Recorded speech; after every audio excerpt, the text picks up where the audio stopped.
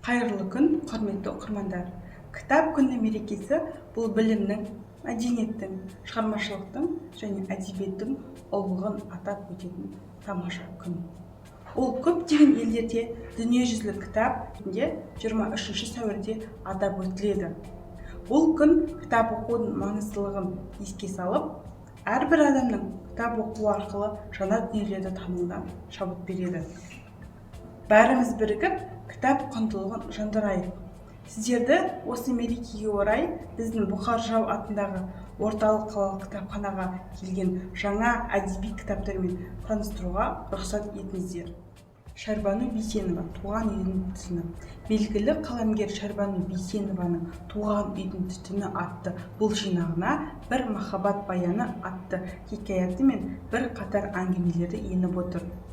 Жазушы шығармаларына әркімнің еншісіне берілген сенім, үміт, махаббат, адамгершілік сияқты қасиеттерді әрқилы көрініс арқылы арқау етеді.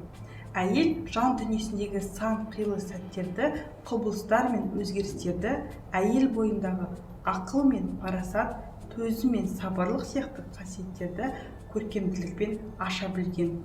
Жинаққа енген ең нәзік иірімдері, толы сыршы туындылары оқырманның қызғылықты мазмұнын шұрайлы тілімен, қым-қиғаш сюжетімен өзіне баурайды. Бекежан Тілегенов «Қара жел». Қолымдағы кітапта жазушы адамзат баласының тарихында қасіретті қаріптермен таңбаланған семейдегі атом полигонынан зардап шеккен жандардың тағдырын суреттейді. «Қара жел» романы тәуелсіздік жылдарында өмірге келген бірегей туынды. Қатыгездік қолмен жасалған осынау бір ауыр оқиғалар қаламгер кескінделген кейіпкерлер мен сомдаған суреттер арқылы соның соқпақ тапқан. Кітап өткенін саралап, келешегін көркемдік жіппен сабақтау үшін оқырмандарға Бақытгүл Сармекова кейіпкер. Бақытгүл Сармекова қазіргі жас қаламгерлердің арасындағы өзіндік стилімен, айрықша жазумен ерекшеленетін жазушы. Оның әңгімелерінде замандас бейнесі сан қырынан ашылады. Қарапайым ауыл өмірінің суреттері шынайы да боямасыз табиғи қалпында баяндалады. Автордың өз кейіпкерлерінің арпалысы мен дүниесінің иірімдерінің жеткізу тәсілдерімен ерекше. Кітап көпшілік оқырманға арналған. Айзат Рақыш Әмірдің монологы. Жазушы сыншы Айзат Рақыштың бұл жинағында соңғы жылдарда жазылған әңгімелері мен хикаяттары және сыни мақалалары топтастырылып отыр. Қаламгер туындылары қазіргі қоғамның шыннан бастау алған сыни мақалалар да оқырманның жай қалдырмайды. Кітап көпшілік оқырманға арналған. Бекежан Тілегенов 86 жыл. Бұл кітапта тәуелсіздікке тілекші болған жастар мен өткен ғасырда билік мінберлерде мінсіз болып көрінген жандардың кескін-келбеті, 20 ғасырдың 80 жылдарындағы саяси ахуал суреттелген. Жазушының байқампаздылығын білдіретін, аңғарымпаздылығын айқындайтын роман қалам иесінің жаңа қырын ашады.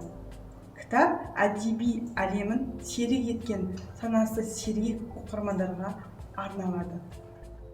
Есбол Нұрахмет «Таусылмас түн». Жас жазушы Есбол Нұрахметтің бұл кітабында новеллалар мен хикаяттар еніп отыр.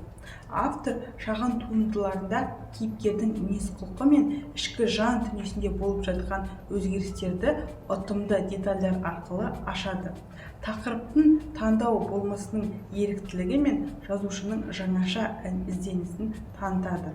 Новеллалардың адам жан дүниесінің арпалыстарын нанымды суреттерге қарап, автор шағын шығарманың шешімін оқырманның өзіне қалдырады.